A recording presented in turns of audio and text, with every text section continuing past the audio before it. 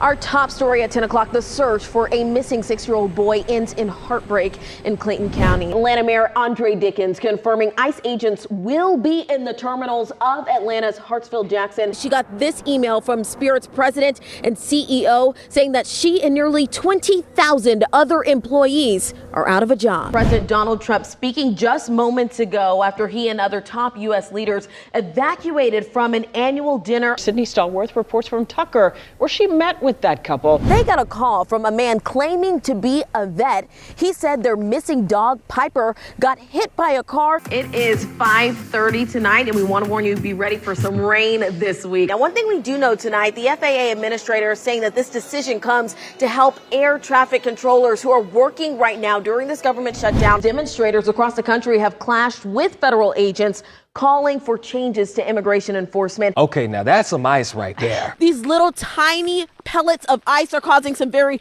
big problems on the roads today. A grandmother recently added a new member to her family photo collection, and it's an addition that took her grandchildren by surprise. Thanks for joining us once again on Getting By Better, where we give you some actionable advice to help you save your money, stretch your dollar, and take control of your financial future. Within minutes, we have learned that those 2 victims in the shooting, both teenagers, are now dead. They were taken from this area to local hospitals. One of them was in critical condition. Both have passed away here. I want to show you the scene that remains tonight.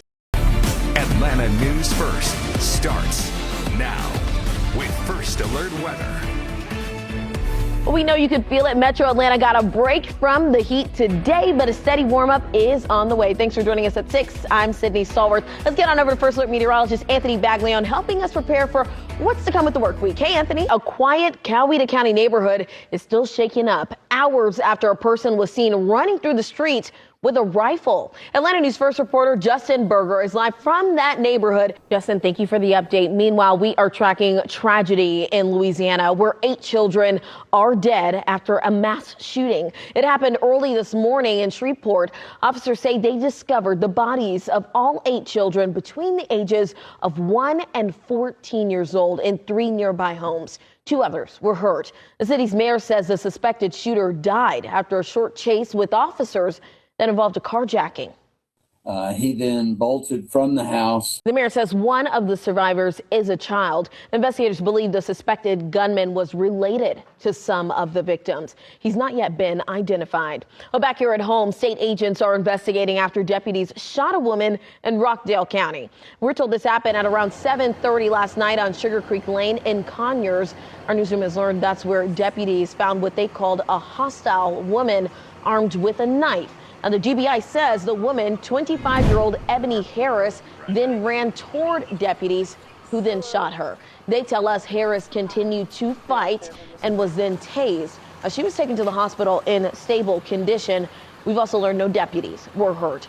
A couple I spoke with here in Tucker says that they got a call from a man claiming to be a vet. He said their missing dog, Piper, got hit by a car just on this road here on this street and needed emergency surgery. But the photo that he sent as proof was full of red flags and possible AI inconsistencies. I just think that anyone who would do this is just awful. Sarah Miles and Blake Schwartz thrust into a world of worry when their dog Piper went missing just months before their wedding. The door had accidentally been left cracked. The couple jumped right into action, making flyers. Printed 100 of them and was putting them everywhere around our neighborhood. And spreading the word with posts online. Within hours, a phone call. It said no caller ID.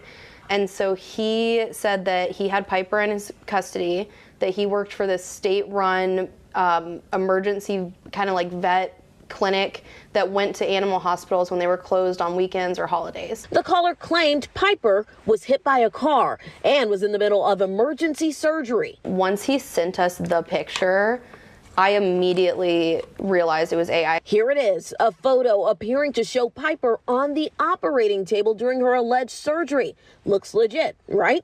Take a closer look. The x-ray in the operating room shows the scan of a human arm.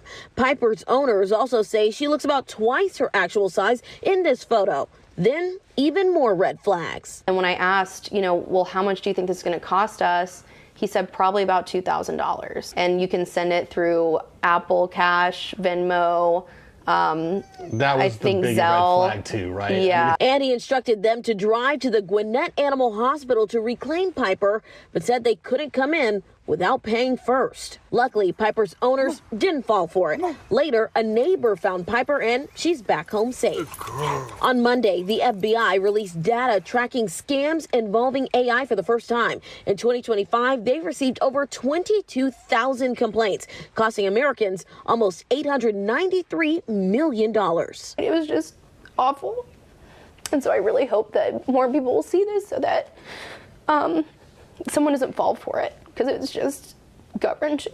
This couple reported the caller to the FTC, something the Better Business Bureau says you can do too if it happens to you. In Tucker, I'm Sydney Stallworth, Atlanta News First. Wale hugs even tears tonight as the driver and her rescuer reunite. Tonight, the woman who was stranded on top of her car just behind me on Atlanta's I-75 is speaking out for the first time. I was in such shock. Alana Bryant of Conyers was driving into Atlanta May 20th to pick up her daughter from daycare when she got stuck in waist-deep floodwater on Atlanta's downtown connector.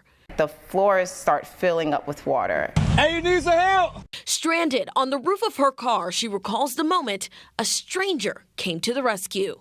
When I saw George come over and I'm on the phone with dispatcher, like, someone's on the way. I'm like, someone really is on the way. I was like, there's a man that's coming right now to help me. After urging from his wife, China, who took this video, George Brathwaite jumps in, wades through flooded lanes, and carries Alana to safety. The veteran from Atlanta staying calm under pressure and underwater. The rescue serves as a warning to other drivers. If you don't know if you can make it, don't try to take it. You know? Remember, it only takes a foot of water to carry away most cars, according to FEMA, and you never know if there are power lines or washed out roads underneath that water. The best advice, turn around, don't drown. But thanks to the teamwork that day, the reunion brings these three from flood waters deep into a flood of emotion. I did not expect anyone outside of my direct family to fight for me. And after a remarkable rescue, as a small token, I appreciate it. No, are you serious? a sweet surprise. Me and China got our pair, like we always do. Oh my God, Okay. you guys. And this is your pair. I am done. So that way we can step together. Okay? We can step together. Such a touching moment, and it was awesome to be part of that. These three telling me they consider each other family after this unbelievable rescue. Now, for everyone at home, with even more first alert weather days on the way this week, be sure to take extra care on the roadways. That's the very latest from downtown Atlanta. I'm Sydney Stallworth, Atlanta News First. Yeah, they are forever bonded.